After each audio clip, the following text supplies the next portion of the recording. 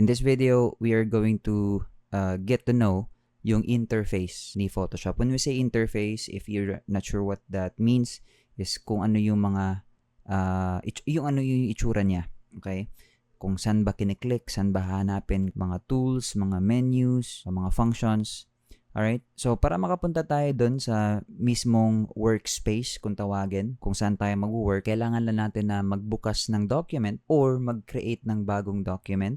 Okay? It's a document na scratch lang muna. Ibig sabihin, wala tayong specific na setting na mga numbers na ilalagay sa document na yan. Okay? So, to create a document, you can click the new file icon or button. For older version, it may show as create new. So, ayan yung kiniklik natin pag gusto natin mag-create ng document, or pwede rin pumunta tayo dito sa file menu and then hanapin natin itong new. And then lalabas itong si new document dialog box wherein pwede na tayong mag-set kung ano ba yung size or setting ng document na gusto natin. For this video, we are going to create scratch lang. So, walang very specific na setting. You can click here sa photo, print, art illustration. Pumili kayo dyan. It doesn't matter kung ano yung napili nyo dyan. Basta pindutin nyo lang itong blue na create button. Alright, so now nandito na tayo sa workspace. Ito na yung area or lugar ni Photoshop kung saan tayo magtatrabaho. And there are a lot of areas here na let's try to get acquainted. Hindi man natin makikilala sila isa-isa. At least may idea tayo kung ano ba yung nandyan sa area na yan. Don't worry, darating din tayo sa time na alam na natin lahat ng mga pasikot-sikot dito sa Photoshop. So, without further ado guys, yung pinaka-top na part, okay, yung file, edit, image, layer type, yan, tawagin natin yan na main menu. So, marami tayong mga items there when you click in each and every one of them. Sobrang daming items, no? Sobrang daming list. But I'll tell you right now na hindi natin sila ma-utilize lahat ng nandyan. Even sa experience ko sa Photoshop, minsan in a blue moon lang talaga nagagamit ko yung mga nandyan, iba dyan. Definitely, there are a lot of items there na very essential din sa paggawa ng project, no? Regardless kung pang graphic design man yung project mo or pang graphic art or pang photography man. May mga items din there na are very useful. Now, bottom line is, we just need to know for now na main menu yan, but we don't have to learn them like right now. There will be a time for them. Now, sa baba naman ay ito yung tinatawag natin na tool options. So, tool option is basically nandyan yung mga settings ng kung ano man yung tool na gamit mo, currently ginagamit mo. And then sa left-hand side, this is the toolbar. This is the area where we can see all the tools that we have. And you can try clicking on them. And you will notice guys na nagbabago tong area na to. Okay? Yung tool option natin. So, depende sa kung ano man yung tool na napindot mo or napili mo or ginagamit mo, yun din yung lalabas na settings. Okay? So, toolbar. And balik tayo sa area na to. Quick recap lang. So, main menu sa taas. Dito naman is yung options ng ating tools. Right below that, this is what I like to call documents bar. This is the area where we can see the active documents. Kasi you can open multiple documents here in Photoshop. Gusto mong mag-edit ng dalawang documents at the same time? Pwede. Okay? So if you remember, we created a document from scratch, right? And this is it. This is the document right now. If mag-create pa tayo ng isa pa, then another tab will appear here. Or if we open up another one, and so on. So we can see all the active documents in this area. And then sa right-hand side naman, ito yung mga panels natin. And every panel is unique. And they have their own specific na purpose. And they are also very important. It's just that, hindi lahat ng panels magagamit natin. And to add, it is also not necessary na nakabukas lahat ng panels. Kasi ang mangyayari kapag nakabukas lahat yan, it will just cause confusion, especially para sa ating mga beginners. Mahirapan tayo sa paghahanap ng yung mga panels that matters the most. So, ano ba yung gagawin natin instead? For now, let's learn how to close them. Ito ay isang panel yan, color. That's a panel. Swatches is another panel. So you can switch between them. Okay? Properties panel, adjustments panel, libraries panel, layers panel, channels, and so on. So i-close muna natin silang lahat, and then let's learn how to open them back. It's very easy. Right-click lang, and then close. Gradients, for example, gradients panel. I don't need this for now. Right-click, and then close. Swatches, same din. Color, properties. So basically, i-right-click nyo, and i-close nyo sila. Okay? I-close natin sila lahat for now. Yung mga icons na natira, mga panels pa rin yan, pero naka-icon mode lang. Okay, naka-icon mode sila. You can drag this edge right here. If you can see an edge, you can click and drag to show their icon at the same time their name as a panel. Okay? Or kung gusto mong mag-show talaga yung contents ng panel na yan, you can click this arrow right here sa pinakataas to expand. Ayan. Naka-expand na sila. So now we can see the contents of the panels. But this is not important for now. Let's just close them. Eventually, we'll get to learn yung pasikot-sikot ng mga panels. Okay? So right-click and then close. Right-click and then close. So as you can see, guys, there are no more panels in my screen or in my Photoshop, which is very good. Okay? In a sense na hindi sagabal. Hindi sagabal, hindi ako distracted. Nakafocus lang ako sa ating canvas. Oh, by the way, talking about canvas, this is the canvas. This is the actual document. Nandito yung mga ini-edit natin. Dito natin makikita. Ito yung main stage natin. Okay? So, depende kung anong size ng document mo. Posible na rectangular yung canvas mo, na portrait, which means nakatayo, or posible din na landscape or nakahiga. Anyway, let's go back to the panels. How do we open them back? It's very easy, guys. All you need to do is to go to the window menu whenever you need a certain panel. Punta ka lang sa window menu, and then starting from that word 3D, going all the way down to tool presets, ito yung mga panels natin. And also, by the way, sa 2023 and or 2024 version, you may be able to see this floating something. Eto. Ayan. You can click this 3 dots and hide. This is something new sa Photoshop.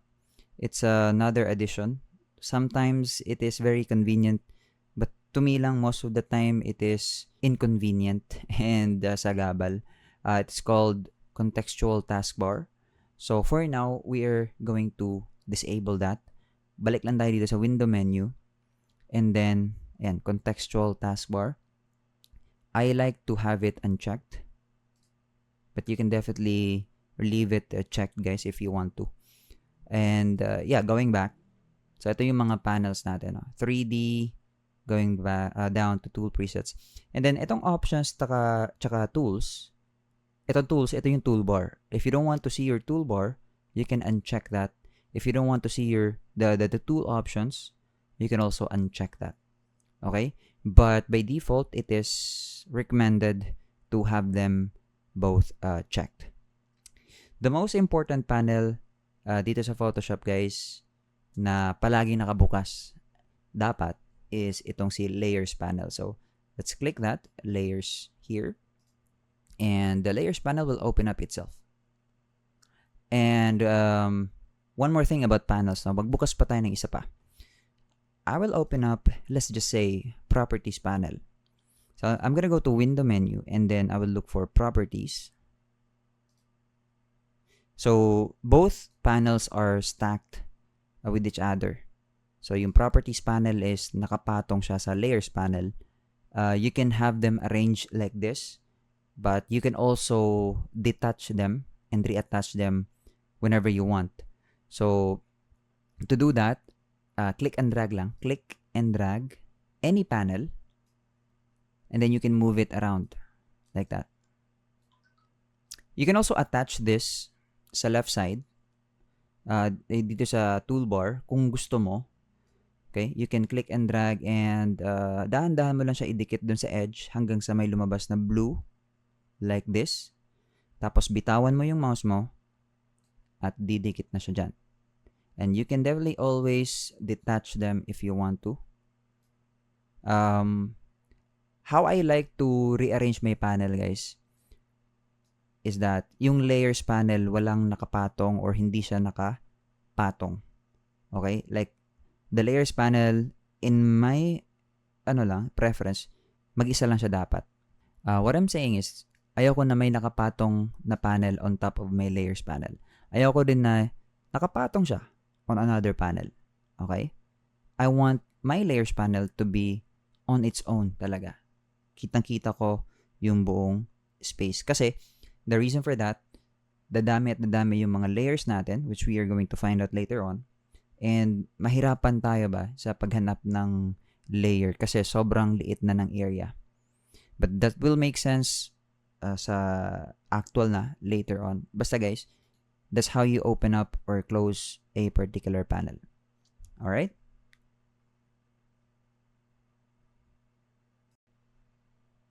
In this video, we are going to learn how to open up an image and how to zoom in and out or basic navigation dito sa Photoshop. Before we start, let's close muna this current document that we created. So this is how you close a document, guys. You can just click that tiny little X right beside the document tab, or you can also right-click the document tab itself and choose close. You can also go to File menu and then choose close. So there's a lot of ways to do the same thing here dito sa Photoshop. So i-close ko lang muna tong document na to. Yan. And no, I'm not gonna save anything. I'll just click no. And then let's click this open button. Or you can also go to File and choose open. And then hanapin natin tong image na to. Image number 1. And then click open. So that's basically how you open up an image here in Photoshop.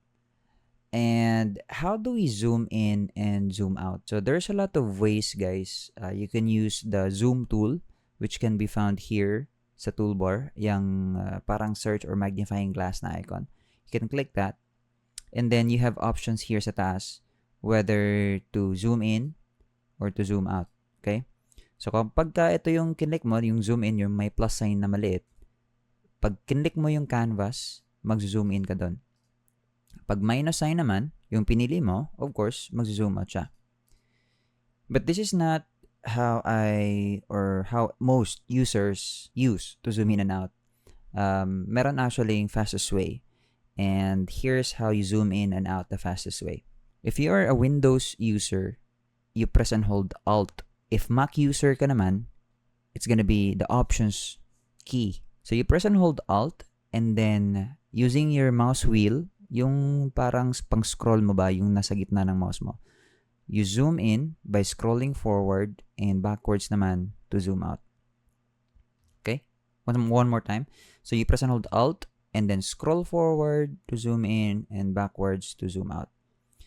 What if you don't have a mouse? Or meron kang mouse pero wala siyang mouse wheel? There's another way. For Windows users, you press and hold Control.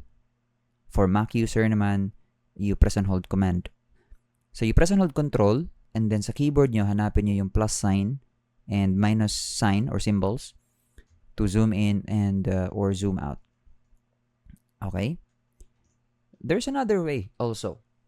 Now, I'll present to you those methods, and kayo na bahala ano yung gusto nyong method or ano yung convenient sa inyo. So the third method will require us the panel called navigation or navigator yata. You go to the window menu and then navigator. Okay? When you open up navigator, ayan, lalabas si navigator na panel. You actually don't need the histogram unless you know what this means and what is it for. But for now, this doesn't matter. So, magbubukas din yung histogram panel. I-close lang natin siya. Ayan. So, ito si navigator. Pwede natin siyang ilagay na nakapatong sa layers panel. Ayan. Anyway, konti lang naman yung iti-take up niya na space. So, pwedeng ganito. And then, this area shows the canvas. Or, the canvas, yung white. the entire square. And ito naman yung slider to zoom in and or zoom out.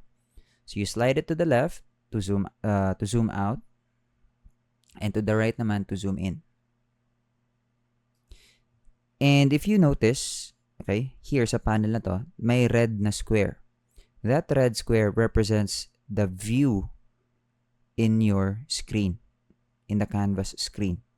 Okay? And you can click and drag that to move around the canvas. Guys, it is not the image that is moving, it is our camera that is moving, okay? Magkaiba yun. You can do this, what we call panning. Itong ginagawa ko ngayon when I drag this red square. This is what we call panning. Panning is when you move around the area. You can achieve that using a shortcut, which is spacebar.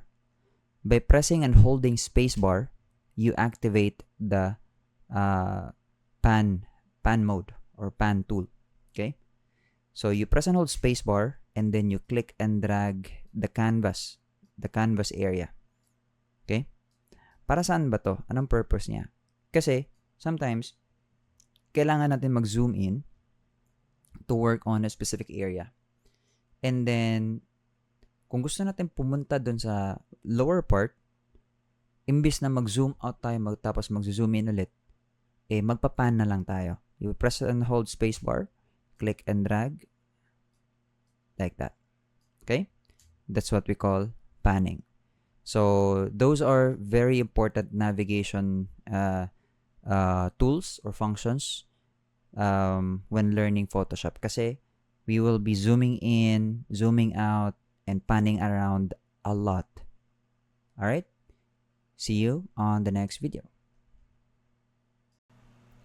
Alright, now that you've seen the video about the oversimplification, explanation about layers, let's learn how to move, how to rotate, how to resize layers. Before we do that, let's close muna this current image or document.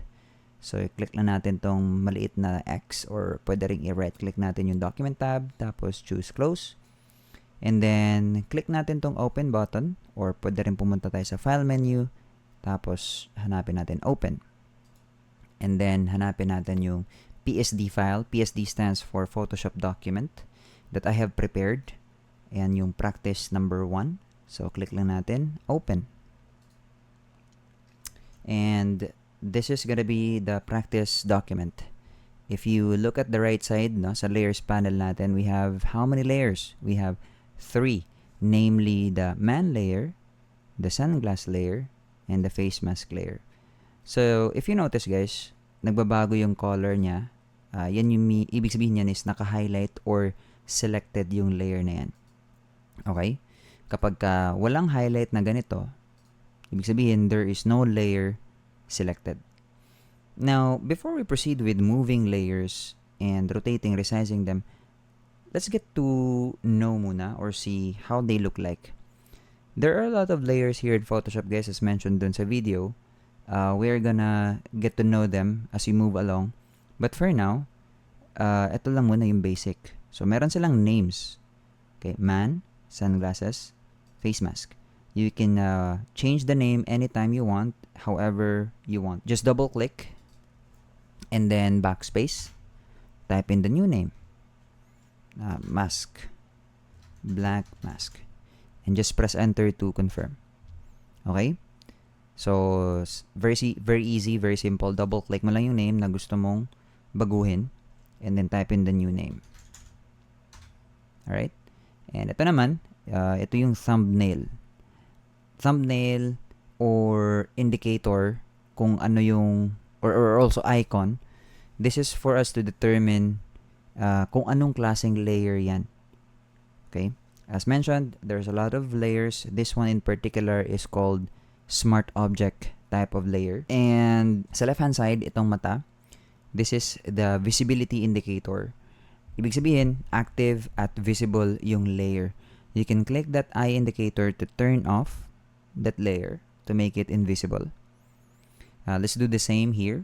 And see, nawala yung mga items or elements sa canvas natin. And lastly, let's turn this off. And what we are looking at right now sa canvas natin, as mentioned dun sa video, this is an empty space or an empty area.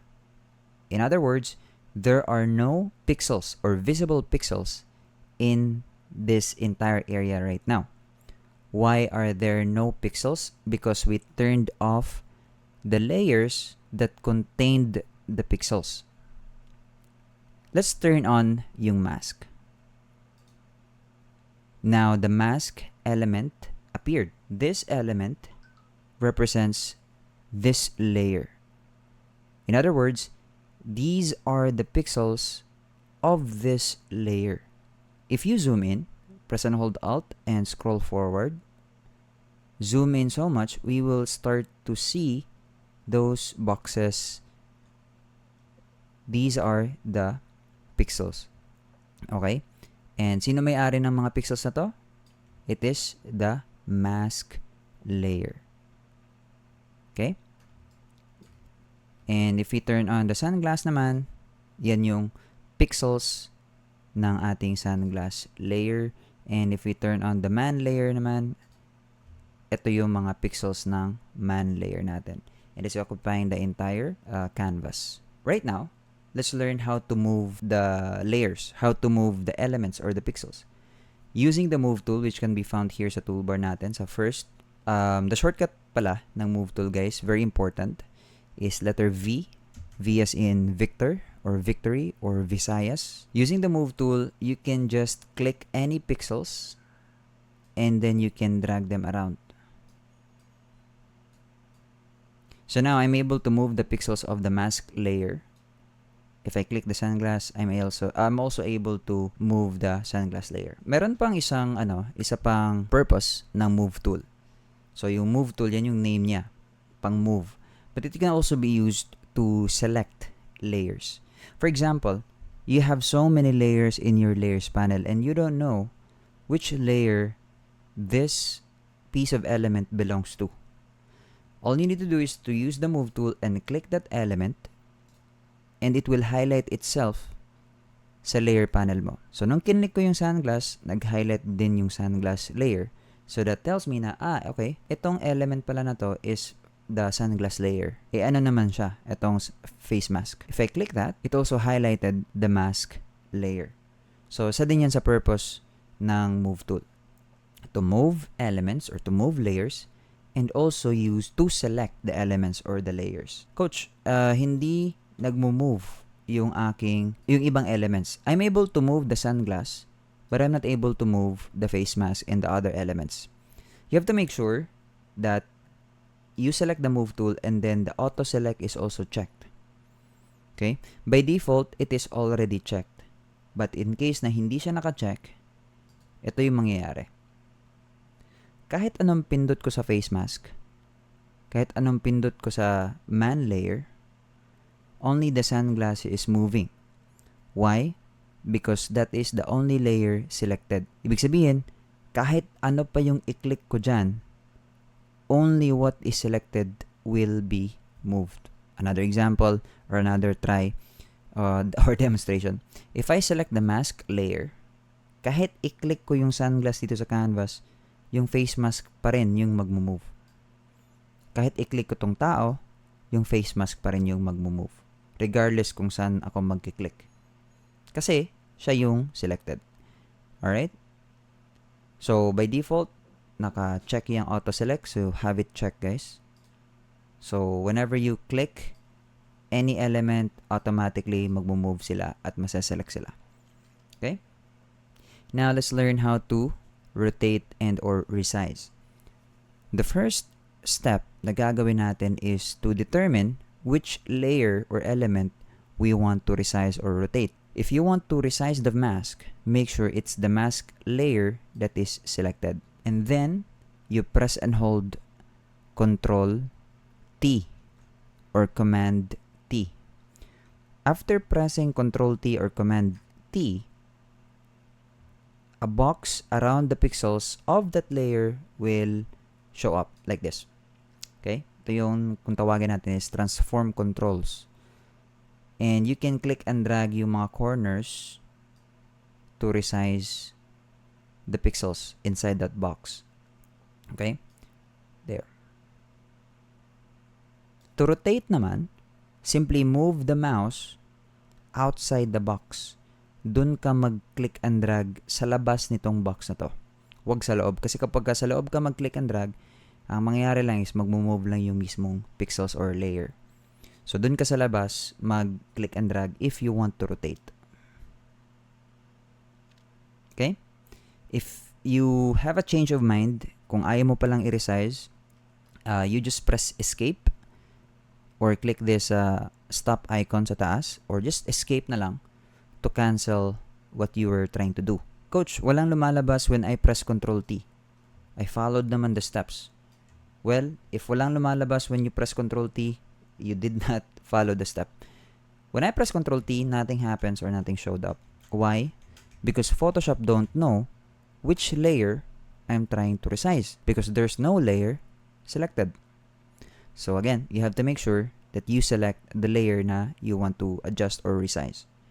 So again, if it's the mask layer, select the mask layer, press Ctrl T. Alright? Coach, I don't like the shortcut. Is there a longer way to resize things? Yes, there is. But it's gonna be the same first step. Select the layer and then, this time, you go to the edit menu and then look for free transform. There, free transform. Or just press Ctrl T, the most convenient shortcut. And then, let's put it here. Let's make him wear the face mask. Ayan, resize natin. Press enter to confirm. And then, the sunglass naman. Again, select the layer that you want to resize or rotate and press Ctrl T. And then, rotate natin muna. And then, resize.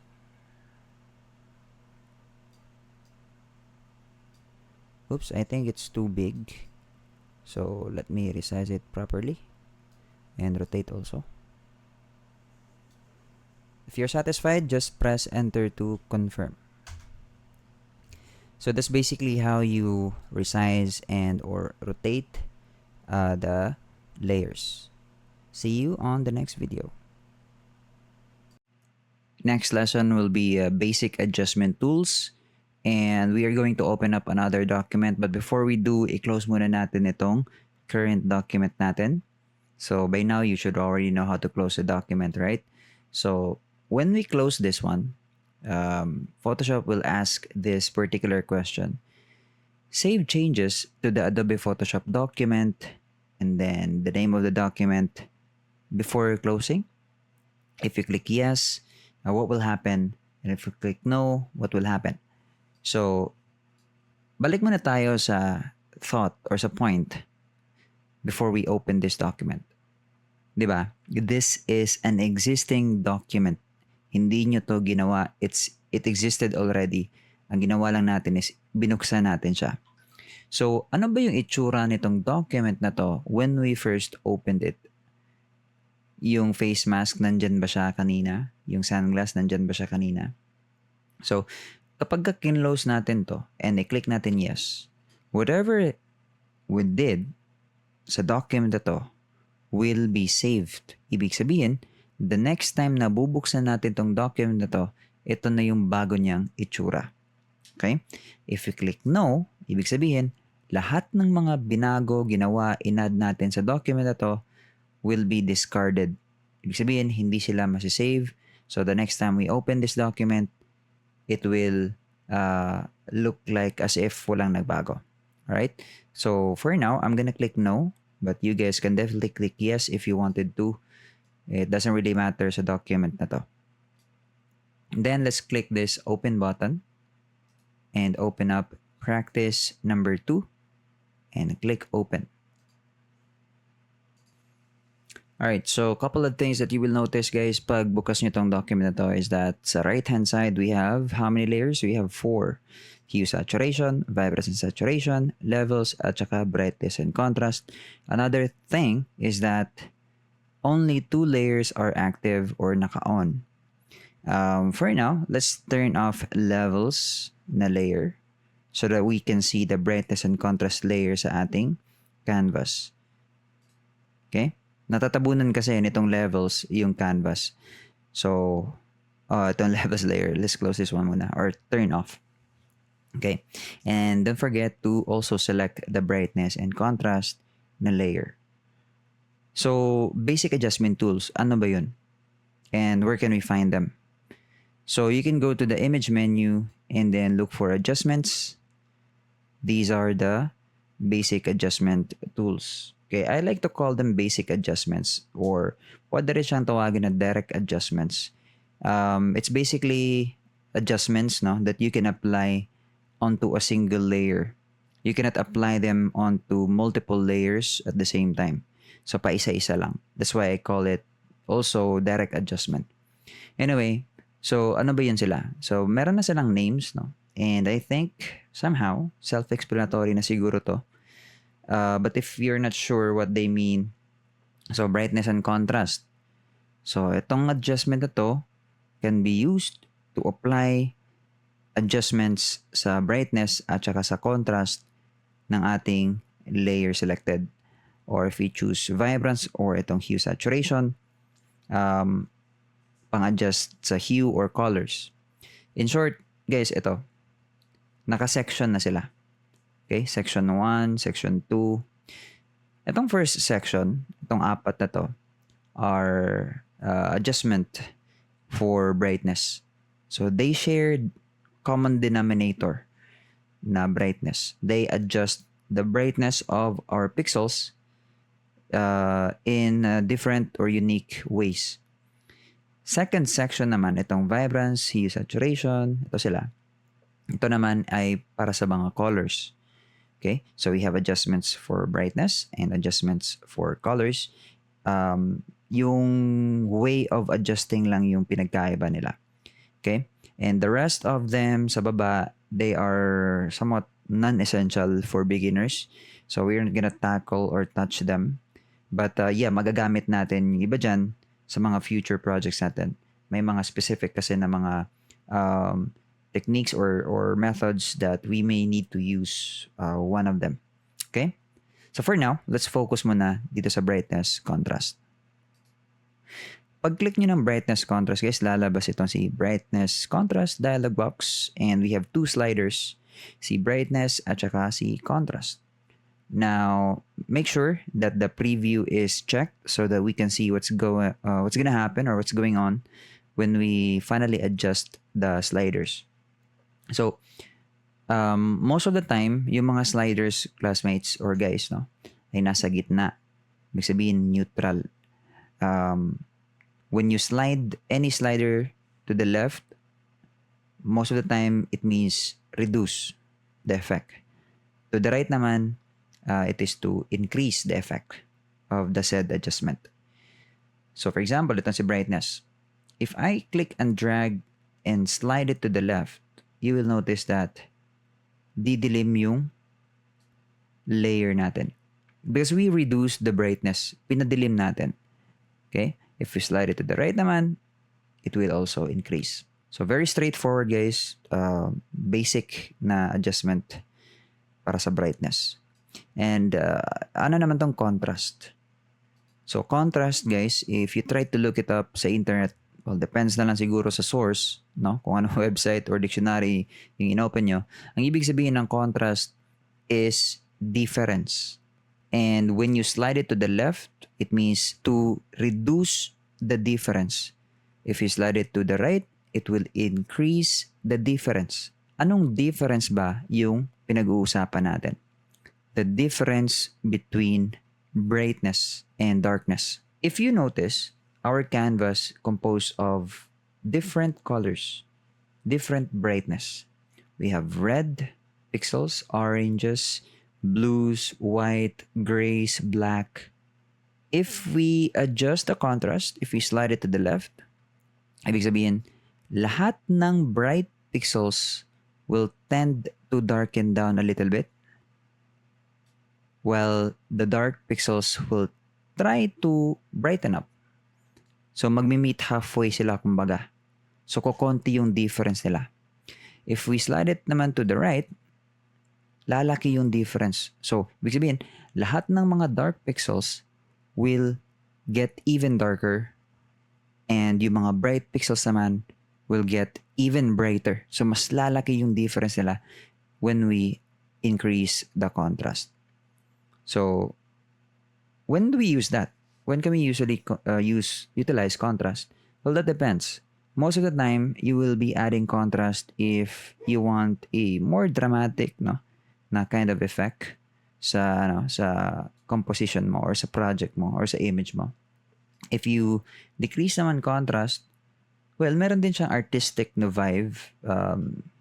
It would seem to look like parang faded or dry, dry na mood or something like that. I cannot really say kung dapat bang i-increase or i-decrease yung contrast. Kasi at the end of the day, iba-iba yung ini-edit natin. Iba-iba yung photo na ginagamit mo. Iba din yung goal mo. Okay? So I can't really say. What's important is that you know that there is such tool that you can use in case you need to do just that. Yung contrast. Gusto mong lagyan ng contrast, yung dramatic effect, yung composition mo.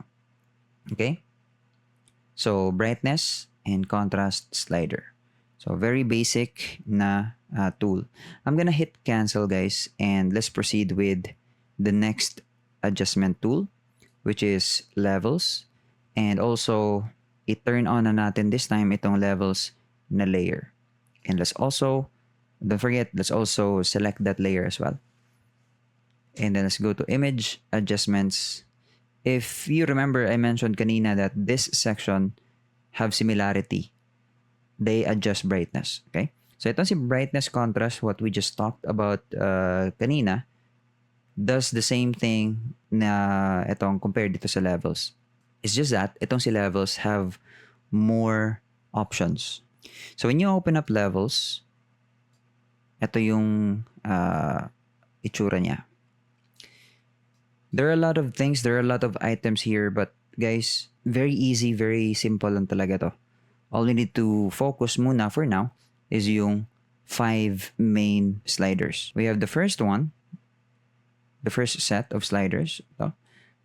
1, 2, 3. This one controls the dark pixels.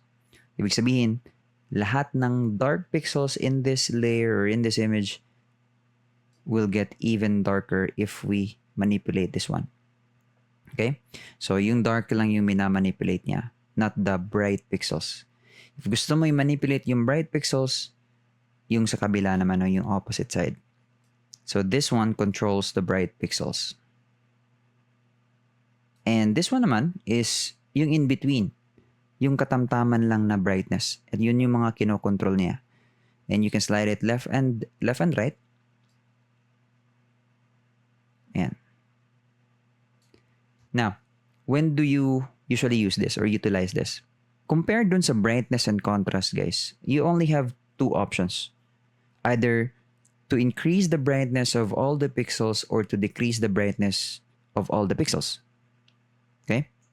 If contrast naman yung pag-uusapan natin, it's either increase the contrast of all up to a certain amount or decrease them to a certain amount. There's a limit dun sa kanina na adjustment na tinakal natin. But this one, there's more. If you want to darken down the pixels, slide the dark slider.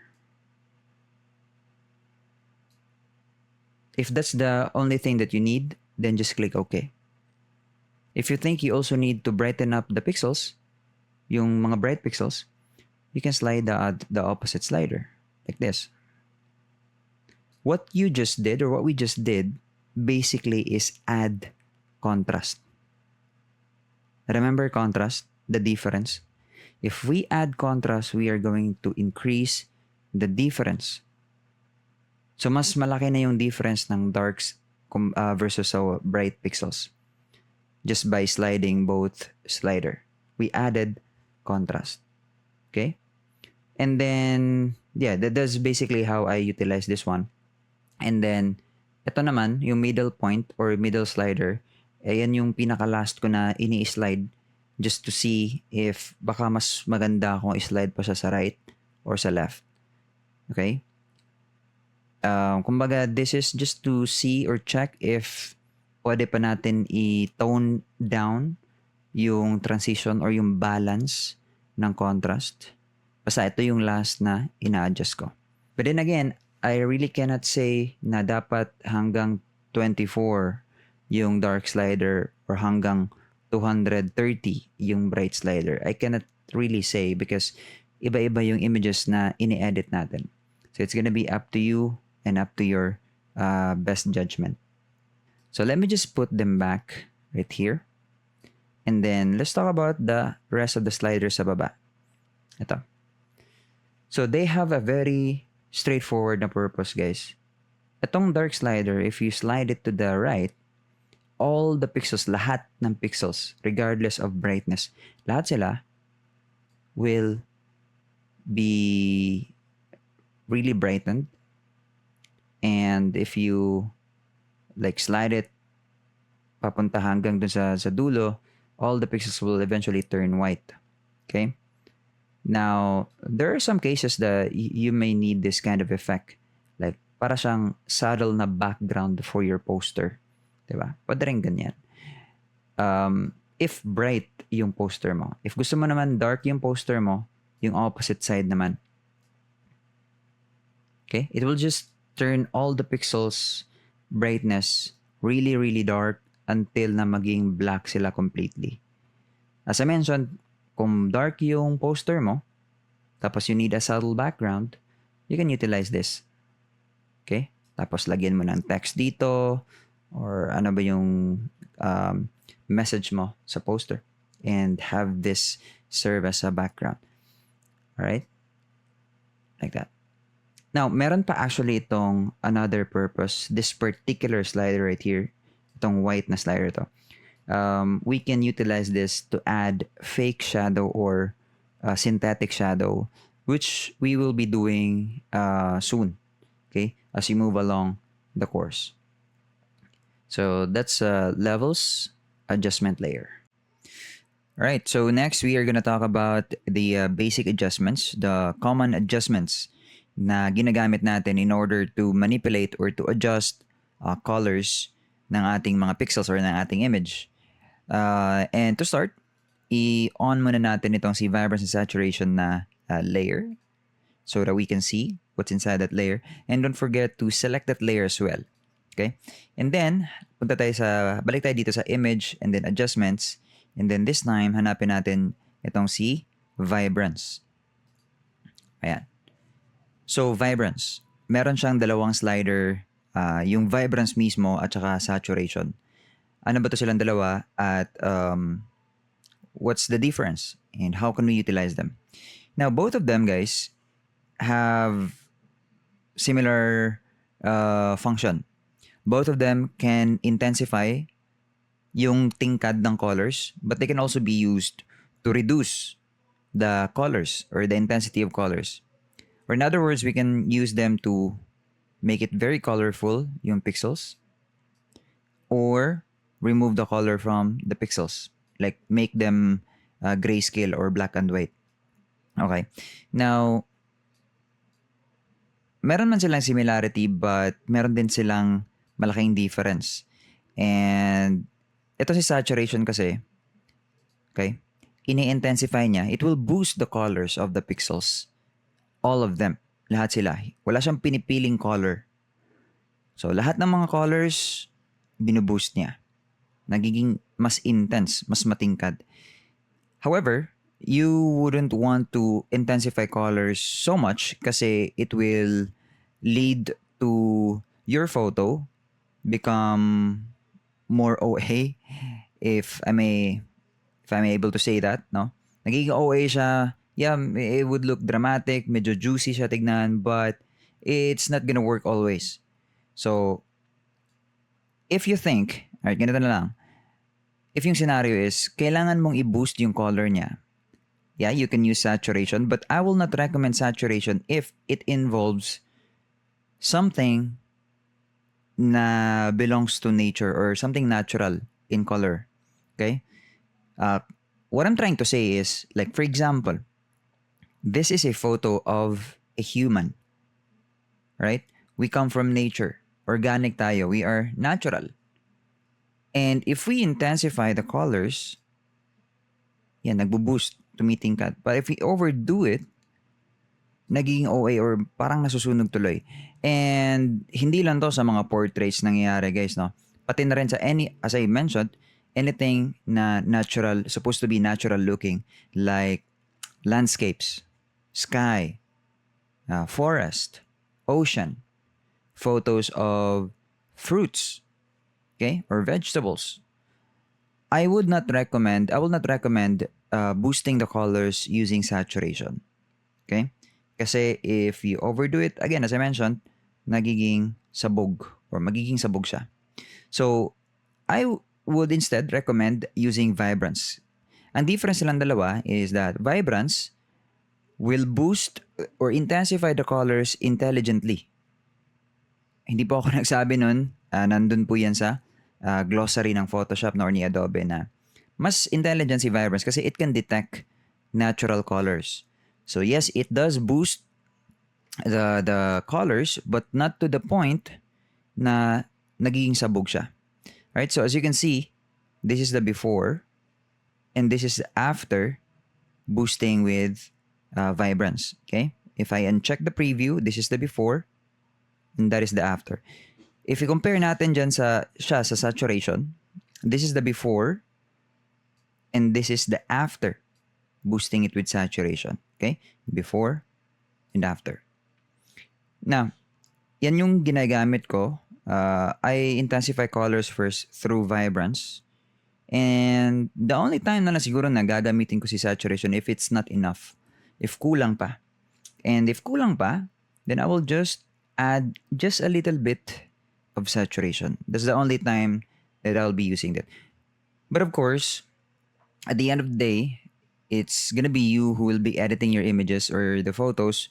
So kayo pa rin yung magde-decide. Kayo pa rin yung magja-judge, no? Kung kailangan bang i-boost gamit yung saturation or kailangan ba or pwede na ba vibrance lang yung gagamitin natin. Alright? So it's gonna be you kasi iba-iba din ng mga images yung i-edit natin in the future. So that's vibrance adjustment and you have two options or actually you can utilize both options as well. Alright? And I'm gonna hit cancel. I'm not gonna apply it here. That is just for demonstration. But it's up to you guys if you will click OK or not. But I'm gonna hit cancel. And let's proceed with the last one, which is the hue saturation. Let's turn on this layer and also select that layer as well. And then let's go to image, adjustments, and this time let's talk about hue and saturation. Alright. So at first glance, sobrang daming or pwedeng pindutin, no? Or mga options dito, mga buttons. And a lot of times, especially kapag walang nag-guide sa atin, mas nalilito tayo and madi-discourage tayo sa paggamit ng tool. Especially if confusing siya. But this one is actually, it does look confusing, but it's actually not. So we have three sliders here, the hue, saturation, and lightness or HSL. Hue. Okay. We are gonna learn this as beginners, okay? As a point of view ng isang beginner. We are gonna talk about other stuff here kasi hindi pa siya mag-make sense ngayon. Ang mangyayari lang is magbabombard tayo ng mga information which hindi pa naman din natin magagamit. Maguguluhan lang tayo. So itong si hue, alright? Ang purpose niya is to alternate the hue. When we say hue, colors of your layer. So when you slide it left or right, as you can see, nag-alternate lang yung mga hue or yung mga colors. Now, you may be asking, why is it na nakapoint yung slider sa cyan or sky blue, but hindi sila naging sky blue lahat? Or if we point it at a blue color na area, hindi sila lahat nagiging blue. The only time na magiging ganun siya, okay, if you have this colorized checkbox active or have it checked, itong colorize. Okay? So, if you want to change the color of something, you can use this slider hanggang sa makuha mo yung gusto mong color. And if naguguluhan ka, if hindi mo talaga mahanap, slide ka ng slide, hindi mo makuha yung color na gusto mo, you can just utilize this option, tong colorize, i-check mo siya. Okay? And then, put the saturation sa gitna. And you can always adjust this anytime. But just to see lang yung color ba? Or yung intensity ng color. And then, next is, slide mo yung hue slider. And point it at the color that you want. So, you want the umbrella to be sky blue. Then, point it to the sky blue region. Or kung gusto mo yellow, you slide it to the yellow region. And if hindi pa siya ganun ka-intense, no? Sa gusto mong intensity, you can manipulate or adjust the saturation slider sa gitna. And then lastly, if it's too bright, of course, you can adjust the brightness. This is the brightness, okay, of the colors or the hue. Okay?